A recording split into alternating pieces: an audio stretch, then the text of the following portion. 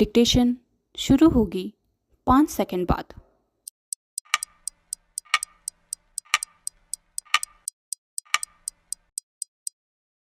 Start. जहाँ तक सर्वोच्च न्यायालय और उच्च न्यायालयों का प्रश्न है, भारत के संविधान में कहा गया है कि इन न्यायालयों में सभी कार्यवाही अंग्रेजी भाषा में होगी। हालांकि भारत के संविधान के अनुच्छेद 348 में इस बात का प्रावधान है कि किसी राज्य का राज्यपाल राष्ट्रपति की पूर्व सहमति से उस राज्य में स्थित उच्च न्यायालय के प्रधान पीठ की कार्यवाही में हिंदी भाषा या उस राज्य के किसी भी आधिकारिक परियोजना के लिए प्रयुक्त किसी अन्य भाषा के उपयोग को अधिकृत कर सकता है।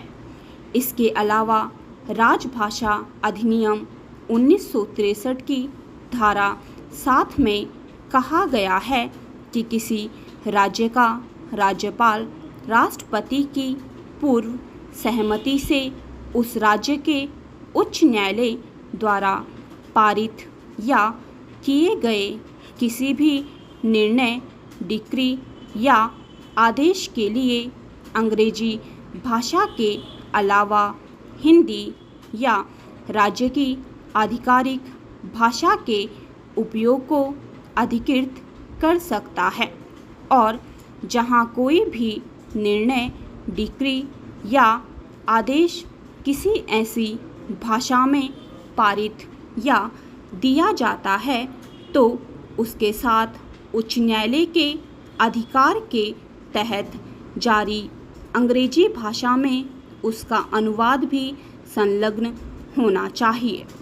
मंत्रिमंडलीय समिति के निर्णय में यह निर्धारित किया गया है कि उच्च न्यायालय में अंग्रेजी के अलावा किसी अन्य भाषा के उपयोग से संबंधित किसी भी प्रस्ताव पर भारत के माननीय मुख्य न्यायाधीश की सहमति प्राप्त की जाएगी। सभी उच्च न्यायालयों में संबंधित उच्च न्यायालयों के न्यायाधीशों की अध्यक्षता में एक समिति का गठन किया गया है। अब तक सुप्रीम कोर्ट निर्णयों को 16 स्थानीय भाषाओं में अनुवाद करने में उच्च न्यायालयों के साथ सहयोग कर रहा है, जिन्हें संबंधित उच्च न्यायालयों द्वारा अपनी वेबसाइटों पर अपलोड किया गया है। अमेरिका, भारत, सऊदी अरब और संयुक्त अरब अमीरात ने G20 शिखर सम्मेलन के पहले सत्र में भारत मध्य पूर्व यूरोप आर्थिक गलियारे का ऐलान किया, जिससे दुनिया को भारत की ताकत का अंदाज़ा भी लग गया। माना जा रहा है कि यह फैसला भारत के कई दुश्मनों को बर्बाद करने की ताकत रखता है, खासकर चीन और पाकिस्तान पर इसका खासा असर होगा। इससे सबसे बड़ा लाभ होगा कि इनका डील से शिपिंग समय और लागत कम होगी तथा व्यापार सस्ता और तेज होगा।